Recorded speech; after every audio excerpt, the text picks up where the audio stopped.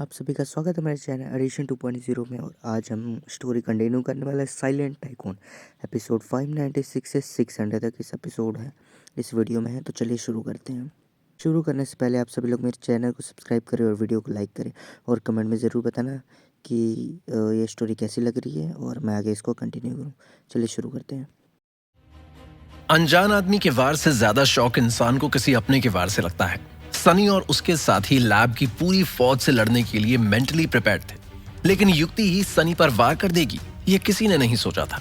Doctor से command मिलने के बाद युक्ति नींद से जागकर सनी पर अटैक करती है और पूरी ताकत से सनी की गर्दन पर काट लेती है। शनाया युक्ति को सनी से अलग करने की कोशिश करते हुए उससे कहती है, युक्ति, छोड़ो सनी को, क्या कर रही हो? शनाया पूरी ताकत लगाकर युक्ति को खींचती है, लेकिन वो उसे सनी से अलग नहीं कर पाती। इसलिए दूसरी तरफ से विकी और फैजल भी युक्ति को पकड़ते हैं। अब तीनों मिलकर युक्ति को कंट्रोल करने की कोशिश करते हैं, लेकिन युक्ति ने सनी को इतना कस के पकड़ा हुआ है कि तीनों की ताकत उसके सामने कम पड़ रही है। उधर सीसीटीवी मॉनिटर रूम में बैठा डॉक्टर ये देखता है। उसे समझ आ जाता है कि उसका कमांड काम कर गया है। अब वो तुरंत अज्ञात और सर डेविड को फोन करके पूरे मामले की जानकारी देता है और उनसे जल्द से जल्द लैब आने को कहता है। अज्ञात और सर डेविड तुरंत लैब की तरफ निकल पड़ते हैं। हालांकि इस वक्त सनी को मारने के लिए दुश्मनों की जरूरत ही नहीं है, वो काम तो युक्ति ही कर रही है। जहां विकी, शनाया और फैजल युक्ति को सनी से अलग करने की कोशिश कर रहे हैं, वहीं युक्ति तीनों को एक एक करके धक्का देकर खुद से अलग करती है और फिर फटाफट सनी की कमर पर बंधे कपड़े को खोलती है और फिर सनी के कंधों से नीचे उतरकर उस पर एक के बाद एक वार करने लगती है। सनी युक्ति के हर वार को डॉज करता जाता है। जहां अब तक युक्ति को देखकर ऐसा लग रहा था कि उसके अंदर जान ही नहीं होगी, वहीं इस वक्त डॉक्टर का कमांड मिलते ही मानो वो एक प्रोफेशनल फाइटर बन जाती है। सनी उसे रोकने की कोशिश करते हुए कहता है, युक्ति प्लीज, मैं सनी हूं जिसका चेहरा तुमने दीवार पर बनाया है, याद करो। लेकिन युक्ति के कानों में एक भी शब्द नहीं जा रहे। वो सनी पर एक के बाद एक वार करती रहती है, जिनसे सनी स्मार्ट तरीके से बच रहा है। सनी चाहता तो अपने मार्शल आर्ट्स के दाव से युक्ति को 1 मिनट में कंट्रोल कर लेता, लेकिन वो किसी भी हालत में युक्ति पर हाथ नहीं उठाना चाहता। वो फिलहाल सिर्फ युक्ति के वार से खुद को बचा रहा है। ऐसे में शनाया आकर युक्ति को कंधे से पकड़कर उसे हिलाते हुए कहती है, युक्ति स्टॉप, हम तुम्हारे दोस्त हैं। इसी के साथ युक्ति शनाया के मुंह पर जोर से एक कोहनी मारती है, जिससे शनाया एक कॉर्नर में जाकर गिरती है और उसका जबड़ा हिल जाता है। ऐसे में पीछे से फैजल आकर चालाकी से युक्ति के दोनों हाथ पकड़कर उसके पीछे कर देता है ताकि वो युक्ति को कंट्रोल कर सके। लेकिन युक्ति अपने दोनों हाथों के बीच से गुलाटी मार के पीछे घूमती है और फैजल की टांगों के बीच एक लात मारती है। फैजल वहीं गिरकर कराहने लगता है। ये सब देखकर विकी युक्ति को रोकने की कोशिश ही नहीं करता। वो 2 कदम पीछे चला जाता है और डरते हुए कहता है, लगता है युक्ति के अंदर किसी की आत्मा घुस गई है। इतनी ताकत इसमें कहां से आ गई यार? तभी युक्ति विकी की तरफ आगे बढ़ती है। विकी की रूह कांप जाती है। उसे लगता है कि युक्ति उसे भी धोबी की तरह पटक देगी, इसलिए वो बचने के लिए हाथ में पकड़े सिलेंडर से युक्ति पर वार करने जाता है। ये देखकर दूर खड़ा सनी चीख कर कहता है, विकी नहीं। सनी की चीख सुनकर विकी और युक्ति दोनों एक पल को रुक जाते हैं। इसके बाद युक्ति विकी पर वार तो नहीं करती, बस उसके हाथ से सिलेंडर छीनकर वापस सनी की तरफ जाने लगती है, उसे मारने। जैसे जैसे युक्ति सनी की तरफ बढ़ रही है, सनी उससे कहता है, देखो युक्ति, मैं तुम पर हाथ नहीं उठाना चाहता, प्लीज समझने की कोशिश करो। युक्ति बिना कुछ सुने रोबोट की तरह सनी की तरफ आगे बढ़ रही है। ये देखकर वो चारों अब तक समझ चुके हैं कि जल्द ही कुछ नहीं किया तो वहां के लोगों का पता नहीं, लेकिन युक्ति उन्हें जरूर मार देगी। सनी के पास पहुंचकर युक्ति जैसे ही अपने हाथ में पकड़े सिलेंडर को ऊपर उठाकर सनी को मारने की कोशिश करती है, तभी सनी अपने दोनों हाथों से युक्ति की कमर में गुदगुदी करता है, जिस वजह से युक्ति रोबोटिकली हिलती है और उसके हाथ से सिलेंडर छूट जाता है। सनी फट से सिलेंडर को कैच करके चालू कर देता है। गैस सीधा युक्ति के मुंह पर आने की वजह से युक्ति झट से बेहोश होकर सामने खड़े सनी पर गिरती है। सनी सिलेंडर को फेंककर दोनों हाथों से युक्ति को थाम लेता है और गले लगा लेता है। इसी के साथ बाकी के तीनों भी राहत की सांस लेते हैं। सनी फिर से उसे अपने कंधे पर बैठाता है और वो सब फिर से लैब के एग्जिट की तरफ भागने लगते हैं। थोड़ी ही देर में वो लोग लैब के बाहर निकलकर उस लिफ्ट के पास पहुंच जाते हैं जो ऊपर कंटेनर तक ले जाती है। सब लोग लिफ्ट में घुसते हैं। तभी सनी को कुछ याद आता है। वो सबसे कहता है, रुको, मैं कुछ भूल गया हूँ। तुम सब युक्ति को लेकर ऊपर जाओ, मैं भी आता हूँ। शनाया सनी का हाथ पकड़कर कहती है, सनी रुको, अब वापस जाना बहुत ज्यादा रिस्की है। हाँ यार सनी, यहाँ से बचकर निकलने से ज्यादा जरूरी अब और कुछ नहीं है, चल। फैजल भी सनी से कहता है, बॉस मुझे बताइए क्या काम है, मैं करके आता हूँ। लेकिन सनी किसी की बात नहीं मानता और उनसे ऊपर जाने को कहकर खुद वापस लैब के अंदर चला जाता है। सनी जब लैब में पहली बार आया था तब उसने देखा था कि वहां युक्ति के जैसे और भी बहुत से लोग अलग अलग रूम्स में बंधे पड़े हैं। सनी को उन्हें देखकर भी बहुत बुरा लगा था, इसलिए वो अब चाहता है कि वो उन्हें भी आजाद कर दे।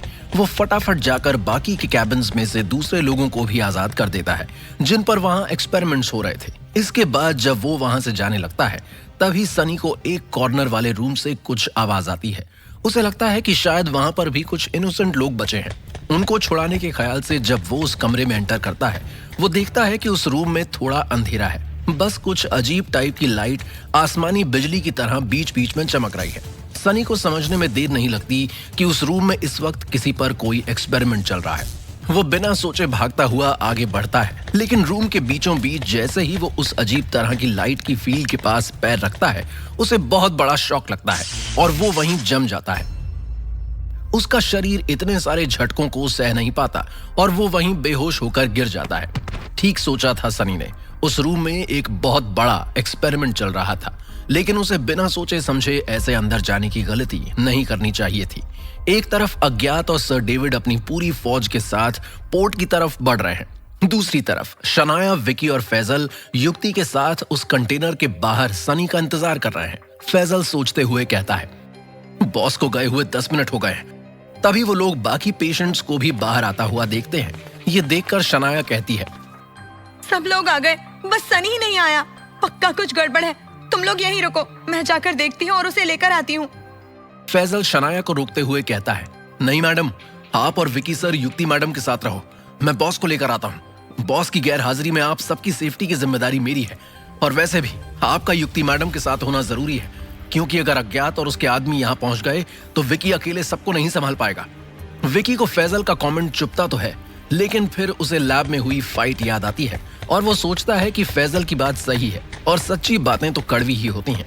शनाया फैजल की बात मान जाती है और फैजल लैब में वापस जाता है। पूरी लैब छानने के बाद उसे सनी एक रूम में बेहोश पड़ा हुआ मिलता है। फैजल घबराकर सनी को उठाने की कोशिश करता है, लेकिन क्योंकि सनी नहीं उठता, इसलिए फैजल तुरंत उसे अपने कंधे पर उठाकर वहां से निकल जाता है। थोड़ी दूर पहुंचते ही वहां के सिक्योरिटी गार्ड्स जो गैस से बेहोश हो गए थे, उनमें से कुछ गार्ड्स को धीरे धीरे होश आने लगता है। वो लोग फैजल को रोकने की कोशिश करते हैं, पर फैजल एक मंझे हुए रग्बी प्लेयर की तरह सबको डॉज करते हुए सनी को उठाकर बस एग्जिट की तरफ भाग रहा है। इस वक्त फैजल एक इंसान नहीं बल्कि भारी भरकम सांड लग रहा है, जो अपने सामने आने वाली हर चीज को उड़ाता जा रहा है।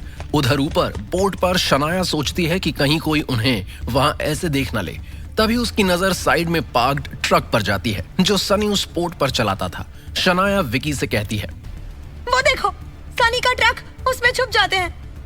शनाया और विकी युक्ति को उठाकर उस ट्रक में लेटाते हैं और खुद भी ट्रक के कैबिन में बैठकर फैजल और सनी के आने का वेट करते हैं। तभी उन्हें दूर से फैजल आता हुआ दिखता है, जिसने सनी को उठाया हुआ है। बेहोश सनी को देखकर शनाया और विकी दोनों टेंशन में आ जाते हैं, लेकिन जैसे ही फैजल ट्रक के पास पहुंचता है, सनी की आंखें धीरे धीरे खुल जाती हैं। फैजल जैसे ही उसे कंधे से उतारता है, शनाया पूछती है, सनी, तुम ठीक तो हो? विकी भी चिंता करते हुए सनी से पूछता है, क्या हुआ था नीचे लैब में? फैजल सनी से पूछता है, बॉस आप उस रूम में बेहोश कैसे हो गए थे? सनी का सर घूम रहा है। वो धीरे से बोलता है, मुझे ठीक से याद नहीं। एक रूम था और उसमें एक अजीब सी लाइट थी जो आसमानी बिजली की तरह चमक रही थी, और फिर अचानक कुछ तो हुआ था, याद नहीं आ रहा। फिर वो अपने आप को संभालने की कोशिश करता है और आसपास देखते हुए रियलाइज करता है कि शनाया ड्राइविंग सीट पर बैठी है। वो उससे कहता है, खैर अभी इन सब चीजों का टाइम नहीं है, तो ट्रक स्टार्ट करो, जल्दी यहां से निकलना है। जैसे ही शनाया ट्रक स्टार्ट करती है, तभी माशा वहां आ जाती है और युक्ति को वहां लेटा हुआ देखकर सवालिया नजरों से सबको देखने लगती है। वो सनी को पहचान नहीं पाती क्योंकि वो वहां रोज मास्क पहनकर जॉब करने आता था।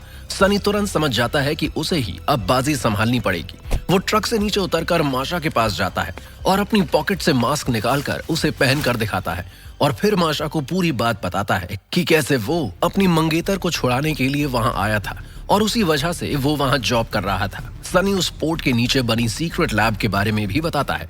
ये सब सुनकर माशा के होश उड़ जाते हैं। सनी आगे उससे कहता है, माशा, थैंक्स फॉर एवरीथिंग। तुम्हारे सपोर्ट के बिना मैं यहाँ तक कभी नहीं पहुंच पाता। माशा अभी भी शॉक में इस पूरी बात को प्रोसेस कर रही है, इसलिए उसे कुछ समझ नहीं आता कि वो क्या बोले। सनी आगे कहता है, मुझे अभी इस ट्रक की जरूरत है, लेकिन तुम्हें ये ट्रक प्राइवेट एयरपोर्ट से वापस मिल जाएगा। ये कहकर जैसे ही वो वापस ट्रक में चढ़ने वाला होता है, तभी माशा उससे कहती है, You guys, please leave from gate number 7. वहाँ कम ट्रैफिक होता है और वहाँ से प्राइवेट एयरपोर्ट भी पास है। सनी जैसे ही ये सुनता है, अचानक उसके दिमाग में तेज दर्द होता है और कुछ पलों के लिए उसकी आंखों के सामने सब धुंधला हो जाता है। सनी अपना सिर पकड़कर आंखें फड़फड़ाता है और थोड़ा ठीक लगने पर वो माशा को फिर एक बार थैंक्स कहकर ट्रक में चढ़ जाता है और वो लोग वहां से निकल जाते हैं। उन्हें जाता देख माशा मुस्कुराती है और फिर खुद से कहती है, जाओ जाओ, गेट नंबर 7 पर तुम्हारे दोनों बाप यानी कि अज्ञात और सर डेविड तुम्हारा स्वागत करेंगे। जी हाँ, माशा जिसे सनी एक भली औरत समझता था और जिस पर भरोसा करके सनी अभी अभी सब कुछ सच बता गया था, वो माशा दरअसल सर डेविड के लिए काम करती है। इसलिए सनी को पकड़वाने के लिए उसने उसे गेट नंबर 7 की तरफ जाने को कहा था, क्योंकि अज्ञात और सर डेविड उसी गेट से एंटर होने वाले हैं। क्या सनी और उसके साथी फिर से पकड़े जाएंगे? क्या सनी और उसकी टीम सिनलैंड की लैंड को छोड़कर अपने लैंड पर पहुंच पाएगी, या फिर सिनलैंड में ही उनकी कब्र खुद जाएगी? और सनी के सिर दर्द का क्या मतलब है? कहीं उस पर भी कोई एक्सपेरिमेंट तो नहीं हुआ? इन सभी सवालों के जवाब जानने के लिए सुनते रहिए ये शो सिर्फ पॉकेट एफएम पर। है कि किसी भी चीज को ज्यादा पास रखने से वो हमें ज्यादा क्लियर दिखेगी, लेकिन हकीकत यह है कि नजदीक की चीजें हमें साफ नहीं बल्कि ज्यादा धुंधली दिखाई देती हैं। सनी ने पूरे सिनलैंड में हर एक इंसान के बारे में इन्वेस्टिगेट कर लिया था, लेकिन जिसके सामने वो हर वक्त रहता है, यानी कि माशा, जिससे नौकरी पाने के लिए सनी ने इतने पापड़ बेले थे, उसी के बारे में सनी कुछ पता नहीं कर पाया था।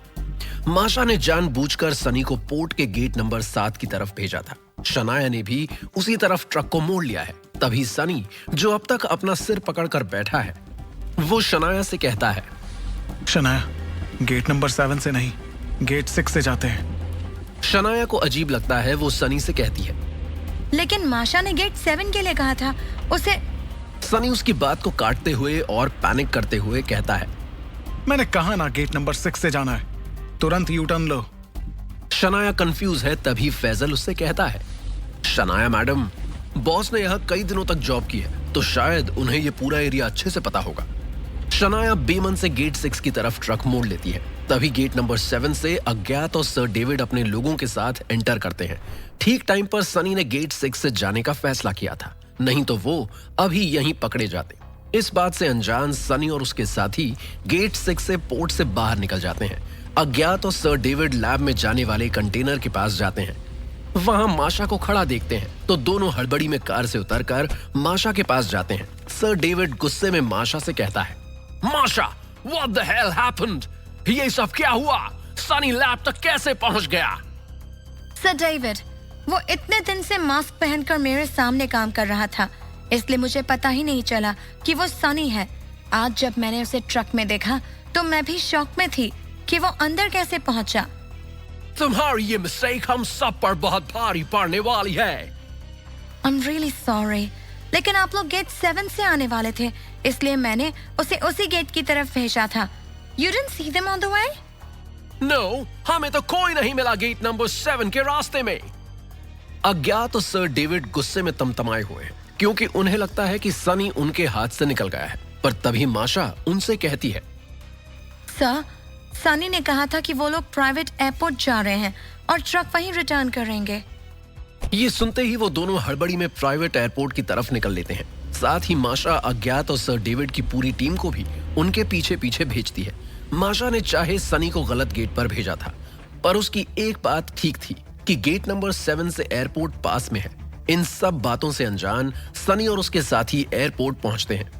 क्योंकि वो एक प्राइवेट एयरपोर्ट है, वो लोग एयरपोर्ट के मेन गेट से सीधा रनवे पर ही एंटर करते हैं और तभी वहां दूर से उन्हें अज्ञात अपनी पूरी फौज के साथ खड़ा हुआ दिखता है। हवा में अज्ञात की आर्मी की गन्स के नोजल्स चमक रहे हैं और सनी के माथे पर पसीना। गाड़ी के अंदर युक्ति बेहोश पड़ी है, लेकिन बाकी चारों की धड़कनें मशीन गन की रफ्तार से भी तेज चल रही हैं। सब लोग शॉक में हैं कि अज्ञात और सर डेविड को कैसे पता चला कि वो लोग इस प्राइवेट एयरपोर्ट पर आने वाले हैं। शनाया सोचती है कि वो जल्दी से उस गेट से वापस निकल जाएं, जहां से वे लोग एंटर हुए थे, लेकिन तभी सर डेविड और उसके आदमी वहां आ जाते हैं और गेट को घेर लेते हैं। सनी शनाया से कहता है, शनाया, अब ये खेल और हम सबकी जान सिर्फ तुम्हारे हाथ में है। जब मौत चारों तरफ से घेर ले तो इंसान के पास दो ही ऑप्शन बचते हैं, या तो घुटनों पर बैठकर सरेंडर करे या फिर जितनी भी जान बची है वो सब दांव पर लगाकर पूरी ताकत से लड़े। सनी और उसके साथी इस वक्त दूसरे ऑप्शन को चूज करते हैं। शनाया ने स्टीयरिंग को कस के पकड़ लिया है, उसकी आंखों में डर भी है और जुनून भी। तभी अज्ञात हाथ उठाकर अपने आदमियों से कहता है, फायर! अगले ही सेकंड गोलियों की बारिश शुरू हो जाती है। शनाया चीखकर अपने साथियों से कहती है, सब नीचे झुको! गोलियों से बचने के लिए शनाया जिगजैग ड्राइव करने लगती है, जिससे वो ट्रक को उनकी गोलियों से बचा लेती है। लेकिन ट्रक के अंदर सब लोग कभी लेफ्ट तो कभी राइट गिरते पड़ते रहते हैं। सबको ऐसा लग रहा था मानो वो लोग रोलर कोस्टर राइड में बैठे हैं, वो भी बिना सेफ्टी बेल्ट लगाए। युक्ति बेहोशी की हालत में ट्रक के अंदर लुढ़क कर कभी एक तरफ तो कभी दूसरी तरफ सरकती रहती है। ये देखकर सनी जैसे तैसे खड़ा होता है, ट्रक के झटकों से लड़ते हुए अपनी जैकेट उतारता है। ये देखकर विकी, जो एक रॉड पकड़कर लटका हुआ है, वो सनी से कहता है, अबे तू कैट वॉक करने निकला है क्या? ये क्या कर रहा है? सनी बिना कुछ बोले युक्ति को जैसे तैसे पकड़ता है और फिर पूरी ताकत लगाकर वो उसे ट्रक के कोने में लगी एक रॉड से जैकेट की मदद से कसकर बांध देता है। दूसरी तरफ शनाया अब ट्रक को एयरपोर्ट के प्रेमिस में ही फुल स्पीड में गोल गोल घुमा रही है, क्योंकि उसके पास जाने के लिए अब ज्यादा जगह नहीं बची है। वो अपने माथे का पसीना पोंछते हुए सोचती है, ये मेरी जिंदगी का सबसे खतरनाक चीज है। आज मेरे अलावा 4 और जिंदगियों का सवाल है। आज मैं बिल्कुल फेल नहीं हो सकती।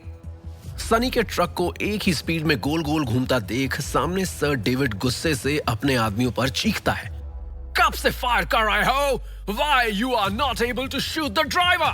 अगर ये लोग आज यहाँ से भाग निकले तो तुम सब की लाशें मैं पर्सनली गिनूंगा। उधर सनी का दिमाग तेजी से काम कर रहा था। वो सोचता है, ऐसे घूमते रहे तो कुछ मिनट में ट्रक का डीजल खत्म हो जाएगा, कुछ सोचना पड़ेगा। सनी एयरपोर्ट के दोनों गेट की तरफ देखता है और फिर शनाया से कहता है, एक काम करो, एग्जिट गेट की तरफ ले लो। ये सुनकर विकी डर जाता है और कहता है, अबे पागल हो गया क्या? सामने तो मौत खड़ी है। लेकिन शनाया समझ जाती है कि सनी क्या करने की सोच रहा है, इसलिए वो शैतानी मुस्कान के साथ ट्रक को फुल स्पीड में एग्जिट गेट की तरफ मोड़ती है। सर डेविड मुस्कुराता है, उसे लगता है कि शिकार खुद जाल में फंस रहा है। लेकिन जैसे जैसे ट्रक थोड़ा और पास आता है, उसकी स्पीड देखकर सर डेविड और उसके आदमी घबरा जाते हैं। उन्हें समझ आ जाता है कि अगर वो लोग ट्रक के रास्ते से नहीं हटे तो ट्रक सीधा उन्हें कुचल देगा।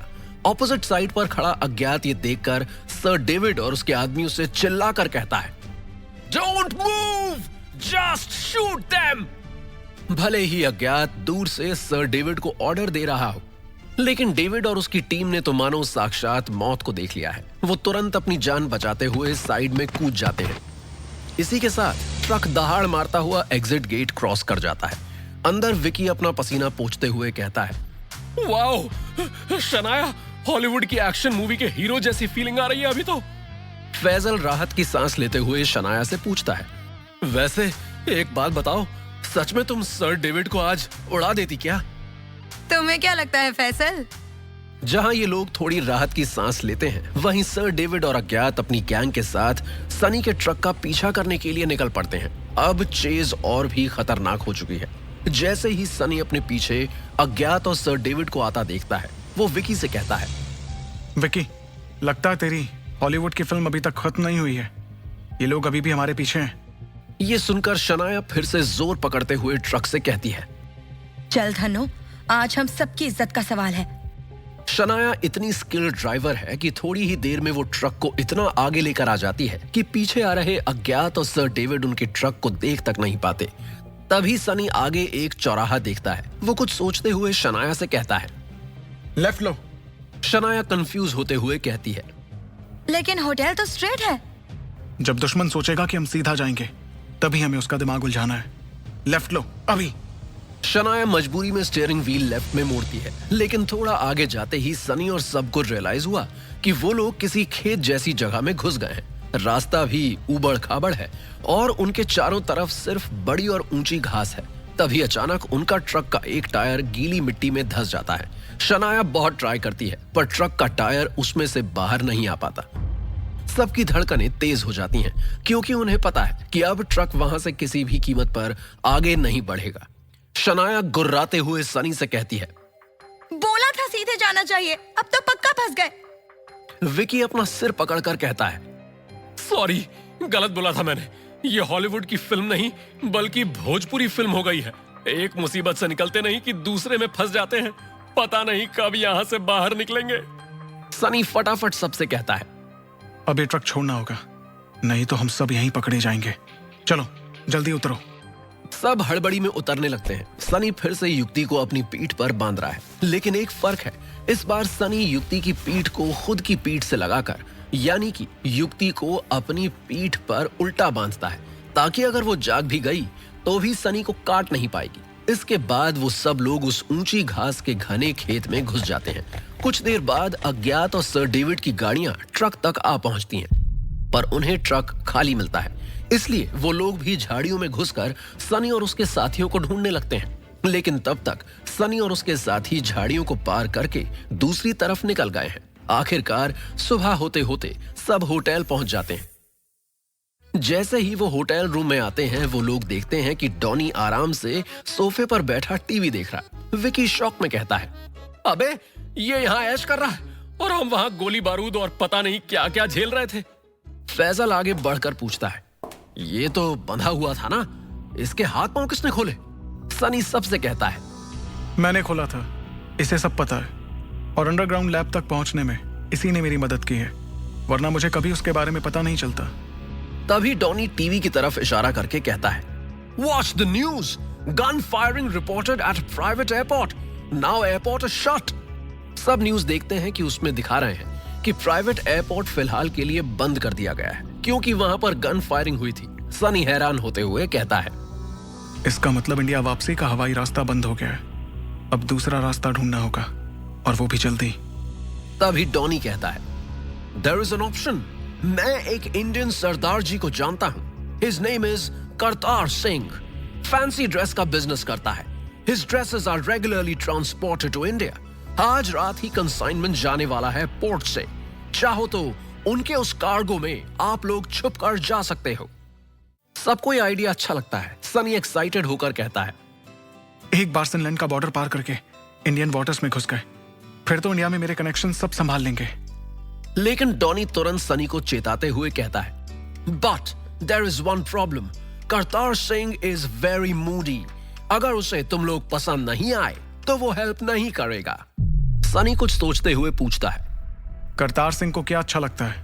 उनके बारे में कुछ पता तुम्हें कि उनको कैसे खुश किया जा सकता है? I don't know much about that. All I can do is मैं सिर्फ आपको उनसे मिलवा सकता हूँ, फिर आप देख लेना। सनी हाँ में सिर हिलाता है और डॉनी तुरंत करतार सिंह को कॉल लगाता है। एक ही रिंग में सामने से फोन रिसीव हो जाता है और एक भारी आवाज सुनाई देती है, ओ जी, I am not available today। इतना बोलकर करतार सिंह फोन काट देता है। डॉनी तुरंत दूसरी बार डायल करता है, लेकिन करतार फोन नहीं उठाता। डॉनी कहता है, See, I told you, Kartar is very moody. You can't be sure about him. सब सोच रहे हैं कि अब क्या किया जाए। जो करतार सिंह 2 मिनट बात करने को तैयार नहीं है, वो उसे उनकी मदद करने के लिए कैसे मनाएंगे? क्या सनी और डॉनी करतार सिंह से बात करके उसे अपनी हेल्प करने के लिए मना पाएंगे, या फिर उससे पहले ही अज्ञात युक्ति को ट्रैक करके उस तक पहुंच जाएगा? क्या सनी और उसके साथी कभी भी इंडिया वापस जा पाएंगे? इन सभी सवालों के जवाब जानने। जिंदगी की सबसे कठिन पहेली वो नहीं होती जिसे हम हल नहीं कर पाते, बल्कि वो होती है जिसे हम हल करना ही नहीं चाहते। करतार सिंह, जिसकी दुकान पर हर रोज हजारों कपड़े बिकते हैं, लेकिन उसके असली किस्से किसी ने नहीं खरीदे। डॉनी ने सनी की मुलाकात करतार सिंह से करानी चाहिए, लेकिन करतार ने न सिर्फ मिलने से मना कर दिया, बल्कि अब फोन उठाना भी बंद कर दिया है। इसलिए अब सनी डॉनी से कहता है कि वो उसे करतार सिंह की दुकान ले चले। दोनों वहां से निकलने वाले होते हैं, तभी सनी एक नजर युक्ति को देखता है, जो अब भी बेहोश पड़ी है। सनी एक गहरी सांस लेकर वहां से निकल जाता है। थोड़ी देर बाद वो डॉनी के साथ करतार सिंह की मशहूर दुकान पर पहुंचता है।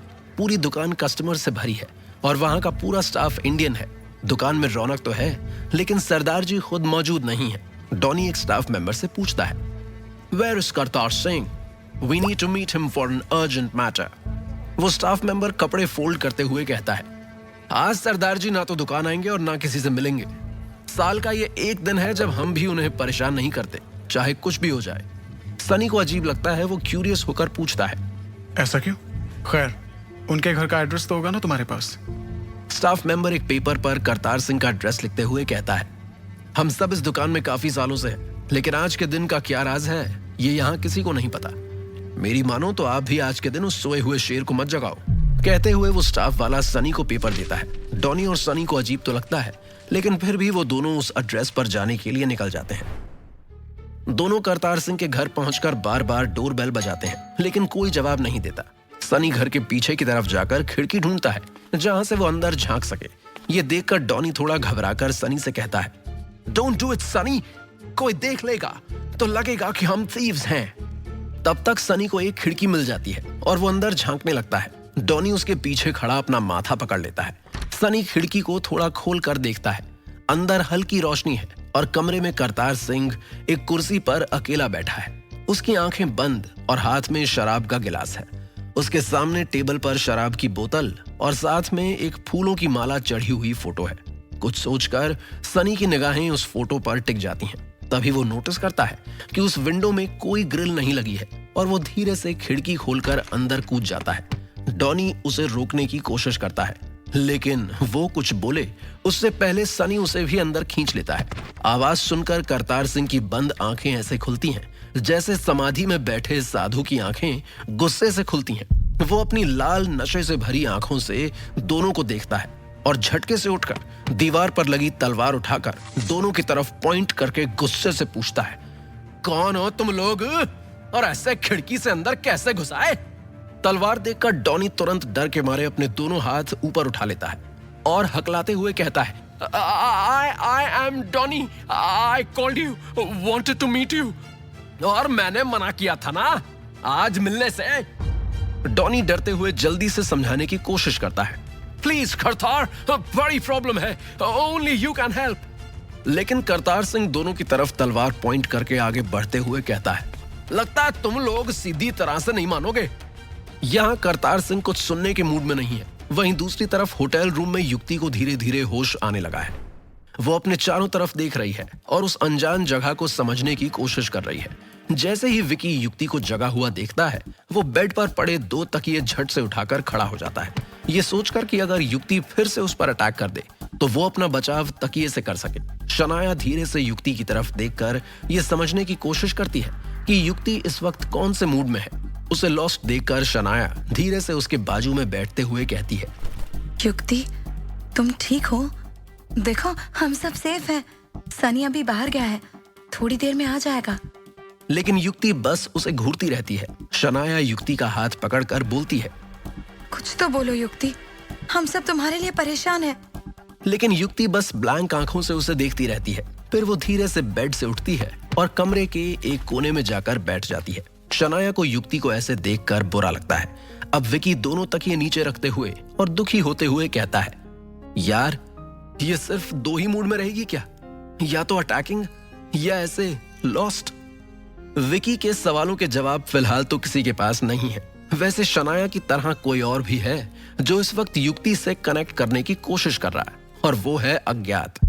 वो अपने जीपीएस ट्रैकर को बार बार देखकर उसे युक्ति की चिप से कनेक्ट करने की कोशिश कर रहा है। वो मैप पर जूम करता है, लेकिन स्क्रीन पर युक्ति की कोई लोकेशन दिख नहीं रही। युक्ति अभी उसकी रेंज से बाहर है, इसलिए ना तो वो युक्ति तक पहुंच पा रहा है और ना ही उसे कोई नया कमांड दे पा रहा है। वो गुस्से में अपने आदमियों से कहता है, पूरे सिनलैंड में ढूंढो उन्हें, एक भी जगह, एक भी कोना बचना नहीं चाहिए।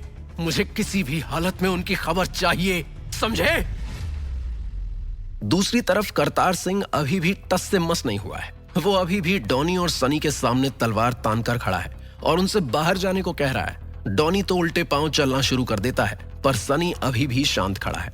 उसकी नजर करतार की तलवार पर नहीं, बल्कि उस फोटो पर है जिस पर माला चढ़ी हुई है और जिसके सामने बैठकर वो शराब पी रहा है। वो फोटो एक 40 साल की औरत की है। सनी अब करतार की आंखों में देखता है, जिसमें उसे गुस्से के साथ साथ दर्द भी दिखता है। सनी सोचता है, या तो ये फोटो सरदार जी की बीवी की होगी या तो बहन की। हालांकि कोई भी आदमी अपनी बहन की फोटो के सामने बैठकर ऐसे शराब नहीं पीता। सनी अपना गला साफ करके करतार सिंह से पूछता है, तो इस फोटो की वजह से आप आज के दिन किसी से नहीं मिलते हो, है ना? ये सुनते ही सरदार के हाथ से तलवार छूट जाती है। उसकी लाल आंखों से गुस्सा गायब हो जाता है और आंसू छलक आते हैं। वो अपनी कुर्सी पर बैठता है और शराब का एक घूंट पीता है। फिर पल भर के लिए झिझकने के बाद भारी आवाज में कहता है, 10 साल हो गए, लेकिन आज भी लगता है जैसे कल की ही बात हो। डॉनी अभी भी अपनी जगह पर जमा हुआ है। सनी धीरे से करतार सिंह के पैर के पास बैठकर पूछता है, आपकी बीवी थी ना, बहुत खूबसूरत थी, क्या हुआ था उन्हें? कोई बीमारी? करतार आंखें बंद कर लेता है और शराब का दूसरा घूंट पीते हुए कहता है, कैंसर। मेरी प्रीतो को कैंसर खा गया। 10 साल पहले आज ही के दिन उसने मेरी बाहों में आखिरी सांस ली थी। सनी और डॉनी दोनों को यह सुनकर बुरा लगता है। सनी एकदम गंभीर आवाज में कहता है, मैं समझ सकता हूं कि अपने सामने किसी अपने को दम तोड़ते हुए देखना कितना मुश्किल होता है। उनके जाने के बाद पूरी जिंदगी हमें बस एक ही दुख रहता है कि काश हम उन्हें बचा पाते। करतार और इमोशनल होकर कहता है, मैंने क्या क्या नहीं किया उसे बचाने के लिए। डॉक्टर, दवाइयां, ताबीज, दुआ सब आजमाया, लेकिन कुछ काम नहीं आया। आज भी अगर मेरे बस में हो तो मैं उसे रब से छीन कर वापस ले आऊं। सनी की आंखों में भी वही दर्द दिख रहा है। वो कहता है, मैं समझ सकता हूं, क्योंकि आज मैं भी वहीं खड़ा हूं जहां आप 10 साल पहले खड़े थे। अगर आज आपने मेरी मदद नहीं की तो जल्दी मेरे सामने भी एक ऐसी माला चढ़ी फोटो होगी, मेरी अपनी प्रीतो की। ये सुनते ही करतार का पूरा नशा उतर जाता है। वो शराब का गिलास टेबल पर रखते हुए सनी से पूछता है, बात क्या है पुत्र? इसके बाद सनी और डॉनी मिलकर करतार सिंह को सब कुछ बताते हैं। अज्ञात का खेल, सर डेविड की लैब, युक्ति की हालत और सनी की मजबूरी। करतार चुपचाप उनकी बातें सुनता रहता है। आखिर में वो गिलास को उठाकर बॉटम्स अप करता है और फिर खड़ा होकर कहता है, अब चाहे अज्ञात आए, सर डेविड आए या उनके प्यो, तुम्हें और तुम्हारे साथियों को हिंदुस्तान जाने से कोई नहीं रोक सकता। सनी और डॉनी राहत की सांस लेते हैं। करतार सिंह अपने आंसू पोंछकर आगे कहता है, थोड़ी देर में अपने साथियों को लेकर मेरे गोडाउन आ जाना। वहां से मैं तुम सबको अपने कपड़ों के ट्रक में बैठा दूंगा।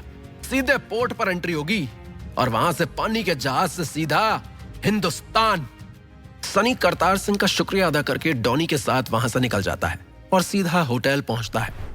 हालांकि युक्ति अभी तक अज्ञात के जीपीएस ट्रैकर की रेंज से बाहर है, लेकिन यह एडवांटेज ज्यादा देर टिकने वाला नहीं है। अज्ञात हर कोने में जाकर सिग्नल को एक्टिवेट करने की कोशिश कर रहा है, जिससे जल्द ही वो युक्ति तक पहुंच जाएगा। यहाँ होटल रूम के अंदर युक्ति अभी भी उस कोने में बैठी हुई है। शनाया उसके पास जाकर बैठती है और युक्ति को अपने बारे में याद दिलाने की कोशिश करते हुए कहती है, युक्ति, मैं शनाया हूँ, हम सब तुम्हारे दोस्त हैं, तुम अब सेफ हो। अभी भी युक्ति का कोई रिएक्शन नहीं है। वहीं विकी घबराकर अपना सिर खुजाता है और फिर अपना हाथ आगे बढ़ाकर युक्ति से कहता है, हेलो युक्ति, मैं विकी, सनी का दोस्त, मतलब तुम्हारा भी। युक्ति अभी भी कुछ रिएक्ट नहीं करती। शनाया हताश होकर फैजल की तरफ देखती है और कहती है, कुछ काम नहीं कर रहा। कुछ देर तक नाकाम कोशिशें करने के बाद शनाया युक्ति के लिए खाना ले आती है। युक्ति प्लेट में से फोर्क उठाती है और पास की दीवार पर खरोंचने लगती है। धीरे धीरे वहां फिर से एक चेहरा बनने लगता है।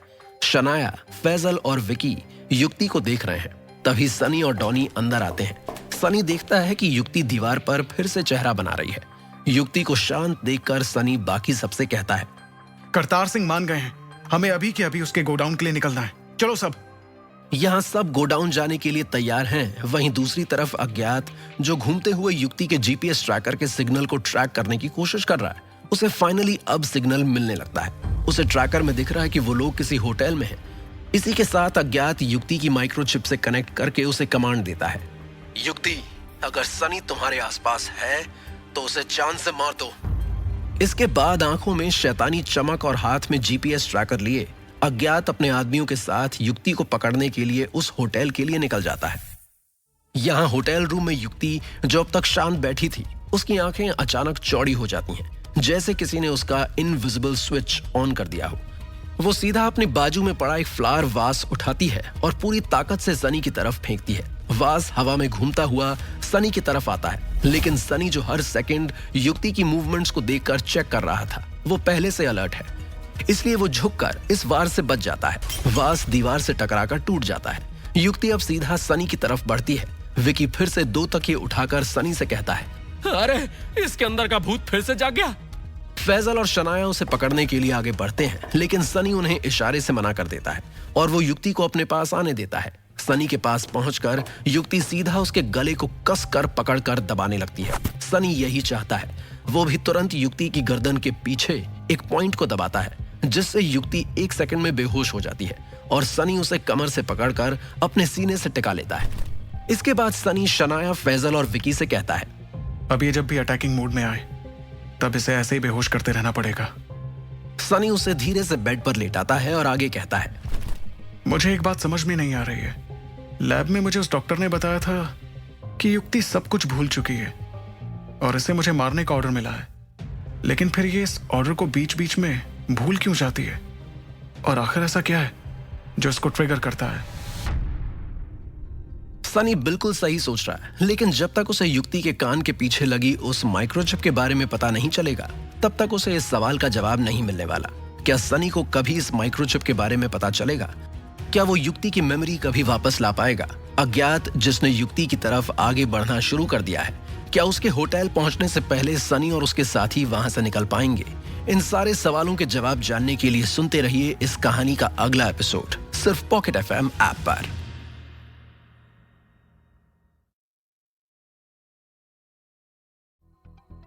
सनी सोच रहा है कि अगर युक्ति को उसे मारने का कमांड दिया गया है, तो फिर वो बीच बीच में ये भूलकर शांत क्यों हो जाती है और फिर अचानक एक्टिव भी हो जाती है।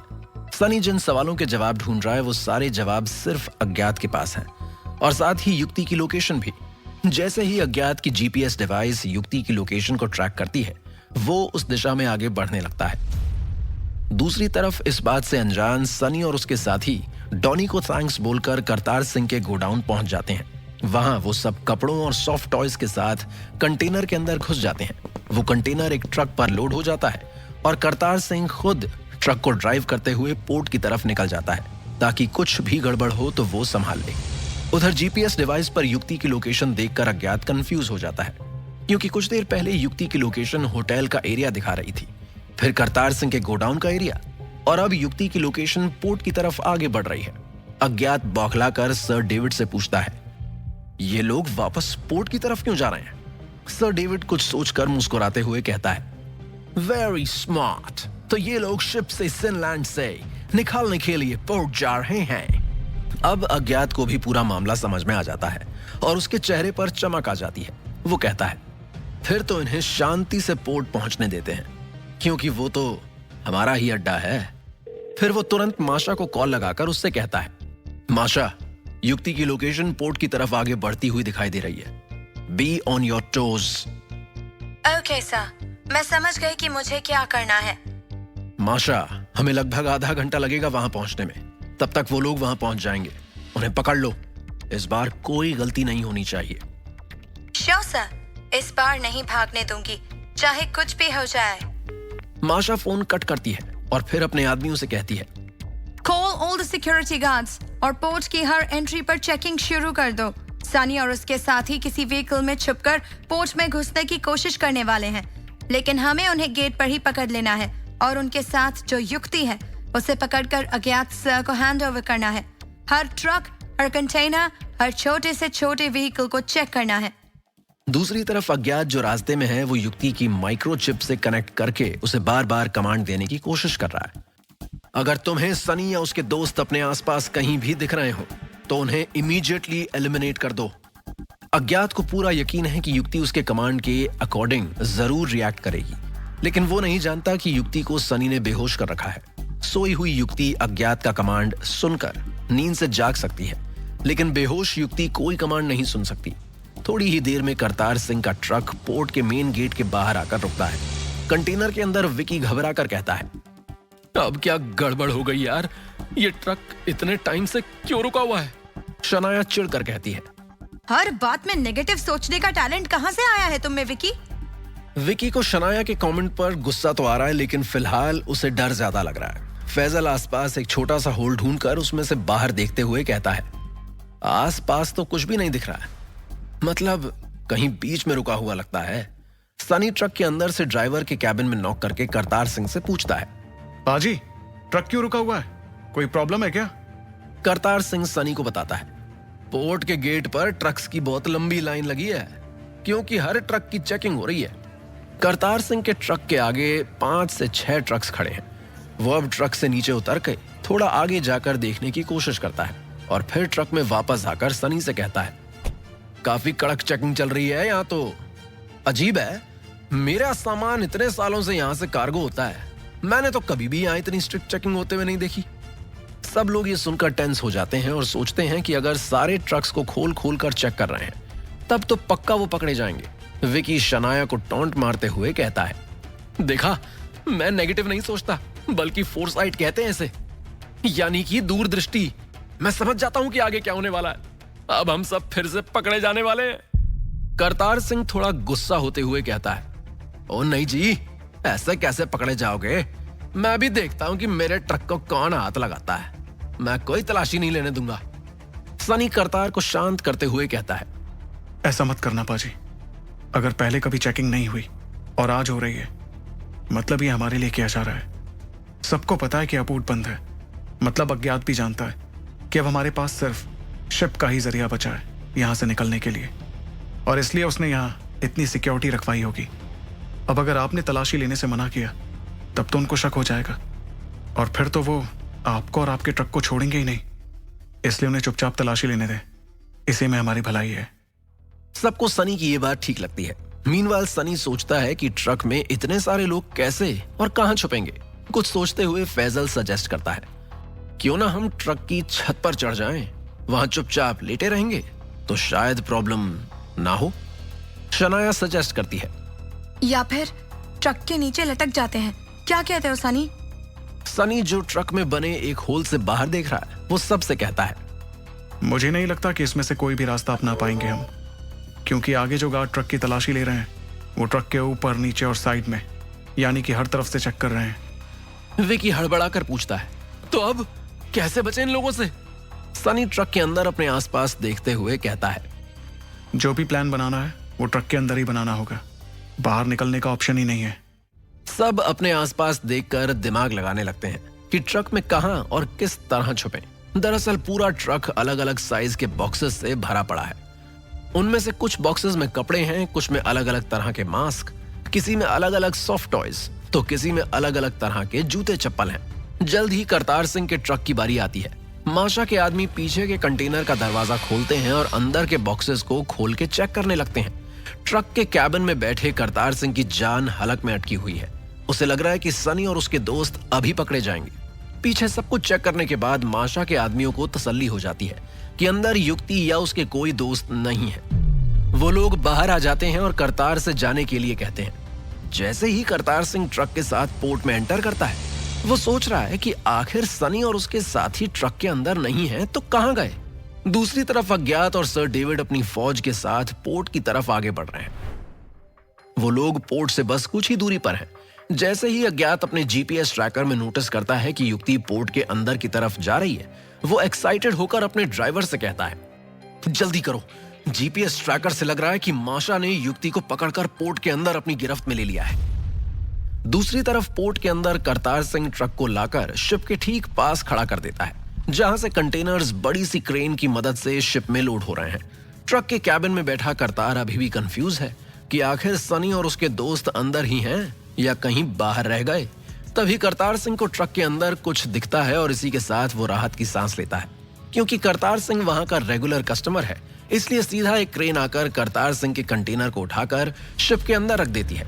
वहीं दूसरी तरफ अज्ञात और सर डेविड की कार पोर्ट के गेट पर आकर खड़ी है, लेकिन क्योंकि वहां बहुत से ट्रक्स लाइन लगाकर खड़े हैं जिनकी तलाशी अब भी ली जा रही है, इसलिए उन लोगों को पोर्ट में एंटर होने में टाइम लग रहा है। जीपीएस ट्रैकर से अज्ञात देख पा रहा है कि युक्ति पोर्ट के एंड पर पहुंच चुकी है, इसलिए अज्ञात फोन करके माशा से पूछता है, माशा, तुम युक्ति को इतनी दूर क्यों ले जा रही हो? सीधा लैब में ले जाओ ना।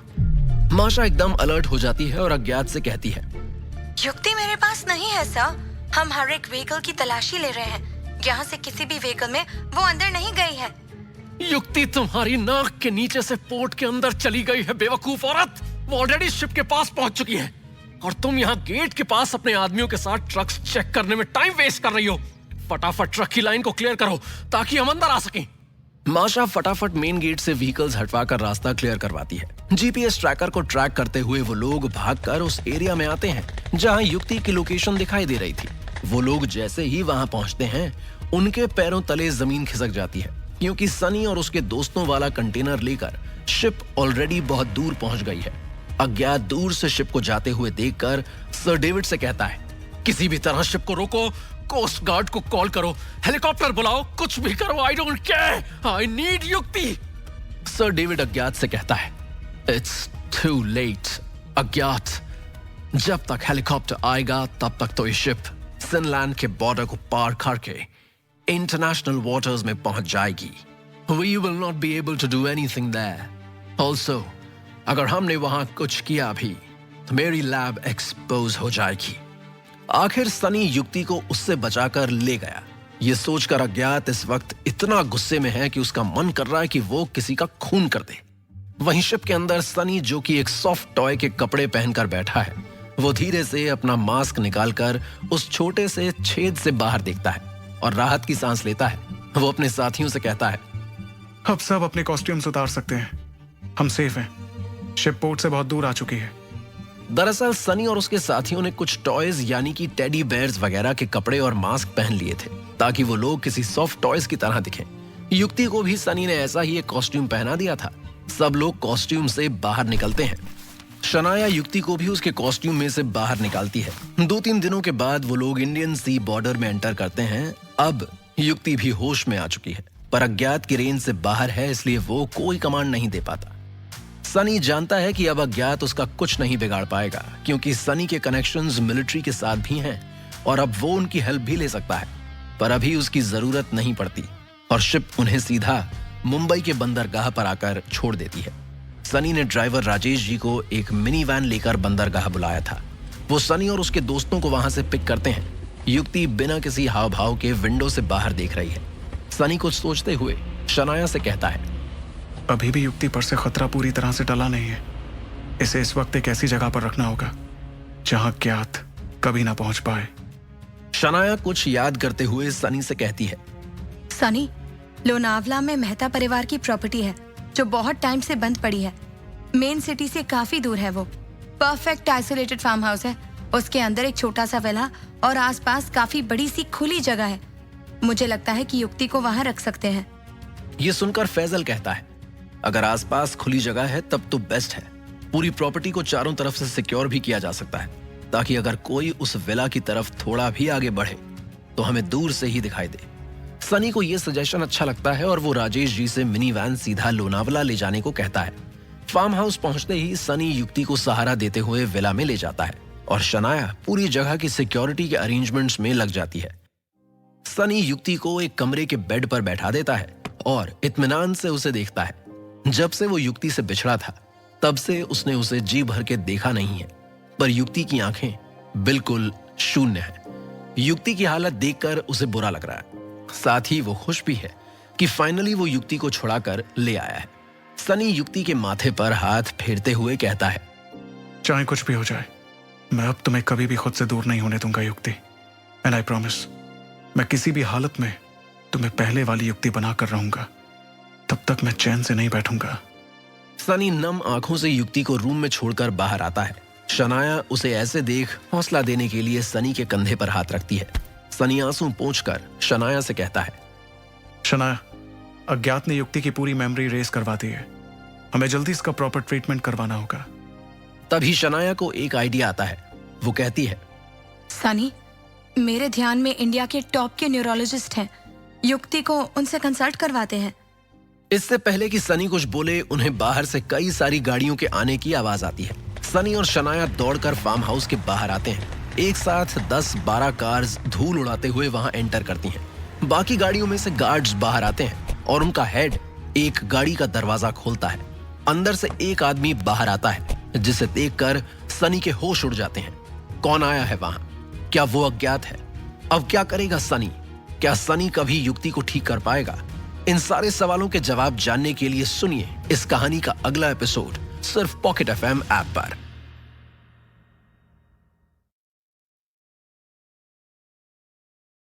इस सीरीज के पूरी तरह से दुश्मन से लड़ने की तैयारी कर ली हो, लेकिन कोई दूसरा दुश्मन आपके सामने आ जाए तो आपकी सारी तैयारी एक सेकंड में मिट्टी में मिल जाती है। कुछ ऐसा ही अब सनी के साथ होने वाला है। लोनावला के फार्म हाउस के बाहर धूल का एक बवंडर उठा है और एक के बाद एक लगभग दर्जन भर काली गाड़ियों का काफिला किसी शिकारी की तरह गरजता हुआ अंदर दाखिल होता है। सनी और उसके दोस्त जो अभी अभी सिनलैंड की मौत की गलियों से बचकर आए हैं, उन्हें लगा मानो मौत ने उनका पीछा यहाँ तक कर दिया है। सभी फटी हुई आंखों से उन कारों को देखे जा रहे हैं। विकी बोल पड़ता है, ये तो पूरी फौज लेकर आ गया है।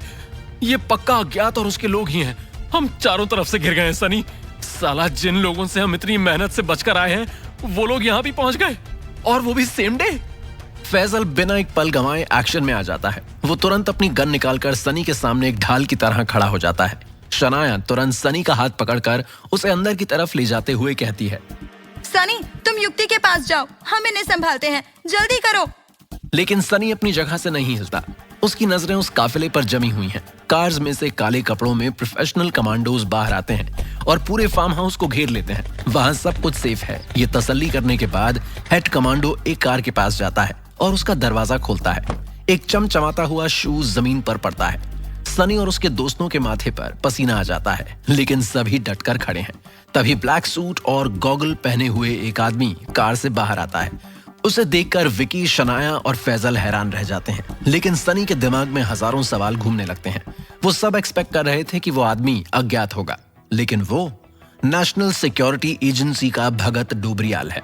विकी, शनाया और फैजल उसे नहीं पहचानते क्योंकि वो कभी उससे मिले नहीं। तभी भगत डोबरियाल एक नजर आसपास देखता है और स्टाइल से सनी के पास आता है। फैजल अभी भी सनी के आगे खड़ा है। भगत सनी से कहता है, अंदर चलकर अकेले में बात करें सनी।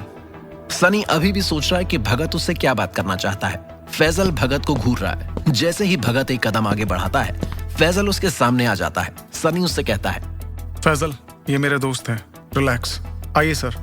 सनी भगत को फार्म हाउस के अंदर ले जाता है। भगत पूरे कमरे को स्कैन करता है और फिर खिड़की बंद कर देता है।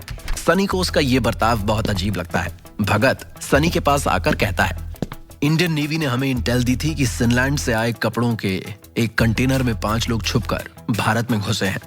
मैंने जब इन्वेस्टिगेट किया तो पता चला कि वो कोई और नहीं बल्कि आप और आपके दोस्त थे। मैं बस ये जानना चाहता हूँ कि आप जैसा बड़ा आदमी जिसके पास प्राइवेट जेट्स की कमी नहीं है, उसे क्रिमिनल्स की तरह छुपकर गैर कानूनी तरीके से देश में वापस आने की क्या जरूरत पड़ गई? फिर आप अपने मुंबई के घर में ना जाकर सीधा यहाँ लोनावला में आकर छुप गए। ऐसा भी क्या हो गया? सनी समझ जाता है कि अब भगत से कुछ भी छुपाने का मतलब नहीं है। वो कहता है, मेरी मंगेतर युक्ति को अज्ञात पांचाल ने किडनैप कर लिया था और उसे फिनलैंड ले गया था।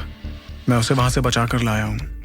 ये सुनकर भगत चौंक कर कहता है, आपको अकेले वहां जाने की क्या जरूरत थी? आप हमारे फ्रेंड हैं। एक बार हमें बताया होता तो हम वहां की पुलिस और आर्मी को इन्फॉर्म कर देते। वो आपकी जरूर हेल्प करते। अनजान देश में किस पर भरोसा करूं, किस पर नहीं, ये मुझे नहीं पता था। इसलिए मैंने वही किया जो मुझे उस मौके पर सही लगा। लेकिन सर, एक बात बताइए, हर बार तो आपके आदमी मुझे बेहोश करके आपके पास लेकर आते हैं। आज आपने खुद यहाँ आने की तकलीफ क्यों उठाई? क्योंकि इस बार मैं तुमसे कुछ ऑफ द रिकॉर्ड पूछना चाहता हूं। ये कहते हुए भगत अपने टैबलेट पर कुछ ओपन करके सनी की तरफ घुमाता है। सनी देखता है कि उस पर सिनलैंड पोर्ट के आसपास की सैटेलाइट इमेजेस हैं। सनी उन्हें देखकर हैरान रह जाता है। भगत आगे कहता है, हमें काफी टाइम से इंफॉर्मेशन मिली है कि सिनलैंड में एक लैब है जिसमें इंसानों पर एक्सपेरिमेंट्स किए जाते हैं। लोगों की मेमोरी डिलीट करके उन्हें सुसाइड बॉम्बर बनाने की मानो वो एक फैक्ट्री है। हमारे देश में पिछले एक अटैक में ऐसे ही सुसाइड बॉम्बर का इस्तेमाल हुआ था। वो लैब हमारे देश पर सबसे बड़ा खतरा है। हमें जो लेटेस्ट इंफॉर्मेशन मिली है उसके अकॉर्डिंग उस लैब की गतिविधि सिनलैंड के पोर्ट के आसपास ही हो रही है। तुम वहीं से शिप में बैठे होंगे। क्या तुमने वहां कुछ भी अजीब या गैर कानूनी होते हुए देखा? सनी सोच रहा है कि वो उस लैब के बारे में भगत को कैसे बताए, पर तभी भगत आगे कहता है, हम जानते हैं कि उस लैब तक पहुंचना बहुत मुश्किल है। हम ऐसे किसी इंसान को खोज रहे हैं जिसका उस लैब में एक्सपेरिमेंट हुआ हो ताकि हम उसे स्टडी कर पाएं। स्टडी शब्द सनी के कानों में किसी बम की तरह फटता है। वो तुरंत समझ जाता है कि अगर भगत को युक्ति की हालत के बारे में पता चला तो ये लोग उसे किसी एक्सपेरिमेंट के चूहे की तरह अपनी लैब में ले जाएंगे। उसे अपनी दिल की धड़कनें कानों में सुनाई दे रही हैं, पर वो तुरंत अपने हाव भाव कंट्रोल करता है और नॉर्मल होकर कहता है, सर, सिनलैंड के पोर्ट पर सब कुछ इतनी हड़बड़ी में हुआ कि मैंने कोई भी अनयूजुअल एक्टिविटी नोटिस नहीं की। मेरा उद्देश्य सिर्फ युक्ति को बचाने का था। बाकी चीजों पर ना मेरा ध्यान था और ना मैं ध्यान देना चाहता था। इसके बाद भगत डोब्रियाल सनी से कई सारे सवाल पूछता है। सनी समझ जाता है कि उसे किसी भी हालत में युक्ति की सच्चाई इन लोगों से छुपानी होगी। फिर थोड़ी देर तक भगत खामोशी से सनी को घूरता रहता है, मानो उसकी आत्मा के अंदर झांकने की कोशिश कर रहा हो। जैसे ही वो वहां से जाने के लिए दरवाजे तक पहुंचता है, कुछ सोचकर वो रुकता है और मुड़कर कहता है, वैसे सनी, आपकी मंगेतर नहीं दिखाई दे रही हैं। सनी झेप कर कहता है, वो आराम कर रही है। पिछले कुछ दिनों में उसने बहुत कुछ सहा है, इसलिए तो उसे यहाँ लोनावाला में आराम करने के लिए लाया हूँ। कोई नहीं, उन्हें आराम करने दीजिए। जैसे ही वो थोड़ा बेहतर महसूस करें हमें बताना। हम एक बार उनसे बात करना चाहेंगे। आपके मुताबिक वो काफी दिनों तक सिनलैंड में रही हैं। उन्होंने शायद कुछ देखा या सुना हो। ये सुनकर सनी के माथे पर पसीने की बूंदें जमने लगती हैं। तभी भगत आगे कहता है, और हाँ, अगर तुम्हें बाद में कुछ भी याद आए तो मुझे कांटेक्ट करना। सनी, एक बात याद रखना, देश के हित से बढ़कर कुछ नहीं होता और कुछ राज बहुत बोझिल हो सकते हैं। इंसान उनका बोझ उठा नहीं सकता और ये बोझ एक दिन बहुत बड़ा खतरा बनकर सामने आते हैं। ये कहते हुए भगत डोब्रियाल बाहर चला जाता है। सनी टेंशन में खुद से कहता है, अब तो ये लोग युक्ति को नहीं छोड़ेंगे। इन्हें युक्ति के बारे में कुछ भी पता चले उससे पहले कैसे भी करके मुझे युक्ति की याददाश्त को वापस लाना ही होगा, वरना ये लोग उसे अपने साथ ले जाएंगे और पता नहीं उसके साथ क्या करेंगे। जैसे ही सनी ये सोचकर बाहर आता है, विकी, शनाया और फैजल उसे घेर लेते हैं। शनाया कहती है, सनी, ये कौन था? तुम्हारे लगभग सारे दोस्त और बिजनेस एसोसिएट्स को मैं जानती हूँ, इसे तो कभी तुम्हारे साथ नहीं देखा।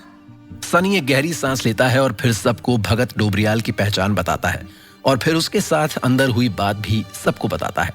सब टेंशन में आ जाते हैं। विकी अपना सिर पकड़कर कहता है, लो, अब एक और नया दुश्मन। हम हमेशा कुएं से निकलते हैं और खाई में जाकर क्यों गिर जाते हैं? युक्ति को हम ठीक कैसे करेंगे? अब तो हम उसे किसी नॉर्मल न्यूरोलॉजिस्ट के पास भी नहीं ले जा सकते। अगर बात बाहर आ गई तो ये लोग युक्ति को उठा कर ले जाएंगे। चाहे कुछ भी हो जाए, मैं युक्ति के बारे में उन्हें पता नहीं लगने दूंगा और उसे जल्द से जल्द ठीक कर दूंगा। सनी की बात सुनकर सब इस सोच में पड़ जाते हैं कि वो लोग बिना किसी डॉक्टर की मदद से युक्ति को ठीक कैसे कर सकते हैं। पूरा माहौल मानो नाउम्मीदी से भर जाता है। सभी के दिमाग में बहुत सारी बातें समुद्र की लहरों की तरह शोर मचा रही हैं। तभी शनाया कुछ सोचकर कहती है, सनी, अब पूरी दुनिया में सिर्फ एक ही डॉक्टर है जिस पर हम भरोसा कर सकते हैं। कौन है वो डॉक्टर? युक्ति के पापा। अब वो ही हमारी हेल्प कर सकते हैं। शनाया का आइडिया सनी को एकदम सही लगता है, पर अगले ही पल उसकी रूह कांप जाती है। वो सोचता है कि जब युक्ति के पापा अपनी बेटी को इस हालत में देखेंगे तो उन पर क्या बीतेगी, और जब उन्हें ये पता चलेगा कि ये सब सनी की वजह से हुआ है तो वो सनी का क्या हाल करेंगे। सनी कहता है, नहीं शना, ये सही नहीं होगा। कोई भी बाप अपनी बेटी को इस हाल में नहीं देख सकता। मैं उनका सामना कैसे करूंगा? मैं उनसे क्या कहूंगा कि मैं उनकी बेटी की सेफ्टी नहीं कर पाया, उसे मौत के मुंह में छोड़ दिया और वो चलती फिरती लाश बन गई है जैसे कुछ याद नहीं है। सनी, मैं तुम्हारी फीलिंग्स समझ सकती हूँ, लेकिन ये भी तो सोचो कि तुम ये सच उनसे कब तक छुपा कर रखोगे। आज नहीं तो कल उन्हें सब समझ आ ही जाएगा। ऊपर से शायद अपने पापा को देखकर युक्ति को कुछ याद आ जाए। और हाँ, इस वक्त हमारे पास कोई ऑप्शन नहीं है। ये रिस्क हमें लेना ही होगा। ये तुम्हारे या युक्ति के पापा के बारे में नहीं, युक्ति के बारे में है। विकी भी शनाया की हाँ में हाँ मिलाते हुए कहता है, शनाया ठीक कह रही है। सनी सोच में पड़ जाता है। वो जानता है कि युक्ति के पापा का सामना करना उसकी जिंदगी की सबसे मुश्किल परीक्षाओं में से एक होगा, लेकिन युक्ति के लिए वो कुछ भी झेलने को तैयार है। वो अपनी आंखें बंद करके फैसला ले लेता है और फिर कहता है, ठीक है शनाया, तुम उसके पापा से कांटेक्ट करो। जो भी होगा मैं झेल लूंगा। अगर हमारे पास यही एक रास्ता बचा है तो मैं इस रास्ते पर चलने को तैयार हूं। शनाया तुरंत युक्ति के पापा को कॉल लगाती है। तभी सनी को अपने ऊपर एक ड्रोन घूमता हुआ दिखाई देता है। वो समझ जाता है कि वो उसी की कंपनी का ड्रोन है जो वहां निगरानी रख रहा है। सनी फिर आसपास देखता है कि शनाया ने पूरे फार्म हाउस को एक किले में बदल दिया है। चप्पे चप्पे पर सिक्योरिटी गार्ड्स तैनात हैं और हर कोने में सीसीटीवी कैमरे लगे हुए हैं। सनी को अक्सर इस बात का एहसास होता है कि उसके दोस्त हर तूफान में उसके साथ चट्टान की तरह खड़े रहे हैं। वो हर बार उनका शुक्रिया अदा भी करता है। उसे लग रहा है कि आज भी उसे ये करना चाहिए। वो सबको अपने पास बुलाता है और कहता है, मुझे समझ में नहीं आ रहा कि मैं तुम लोगों को कैसे थैंक यू कहूं। अगर तुम लोग साथ नहीं होते तो मैं युक्ति को कभी वापस नहीं ला पाता। ये सुनकर शनाया तुरंत अपना चेहरा दूसरी तरफ कर लेती है और अपने आंसू छुपाकर कहती है, मैंने पहले ही कहा था कि मैं तुम्हारा साथ सिर्फ एडवेंचर के लिए दे रही हूँ। मुझे तो बड़ा मजा आया। सनी के चेहरे पर एक फीकी मुस्कान आ जाती है। शनाया की बात के पीछे छुपे दर्द को वो समझ जाता है। वो अब फैजल और विकी का शुक्रिया अदा करता है। फैजल थोड़ा नाराज हो जाता है और कहता है, ये तो उसका फर्ज था। विकी सनी को धमकी देते हुए कहता है कि आज के बाद अगर वो उसे थैंक यू कहेगा तो वो उससे दोस्ती तोड़ देगा। सनी अब इमोशनल हो जाता है। उसके दोस्त अपने अपने काम पर लग जाते हैं। शाम को सनी सीसीटीवी मॉनिटर रूम में बैठा है और स्क्रीन पर युक्ति को देख रहा है जो अपने कमरे में बैठी हुई है। तभी वहां शनाया आकर कहती है, सनी, युक्ति के पापा आ चुके हैं। सनी एक गहरी सांस लेता है और अपने आप को युक्ति के पापा अरविंद को फेस करने के लिए रेडी करता है। कैसे रिएक्ट करेगा अरविंद? क्या उसके पास कोई रास्ता होगा युक्ति को ठीक करने का? इन सारे सवालों के जवाब जानने के लिए सुनते रहिए इस कहानी का अगला एपिसोड सिर्फ पॉकेट एफएम ऐप पर। आशा करता हूँ आप सभी को ये एपिसोड पसंद आएगा और ये स्टोरी पसंद आ रही होगी। तो अगला एपिसोड जल्दी आने वाला है। तो वीडियो को लाइक कर दो, चैनल को सब्सक्राइब कर दो, कमेंट में बता देना भाई लोग कि स्टोरी कैसी लगी और कमेंट में ज़रूर लिखना, ठीक है? फटाफट स्टोरी आ जाएगी जल्दी से जल्दी। तो मिलते हैं नेक्स्ट वीडियो में।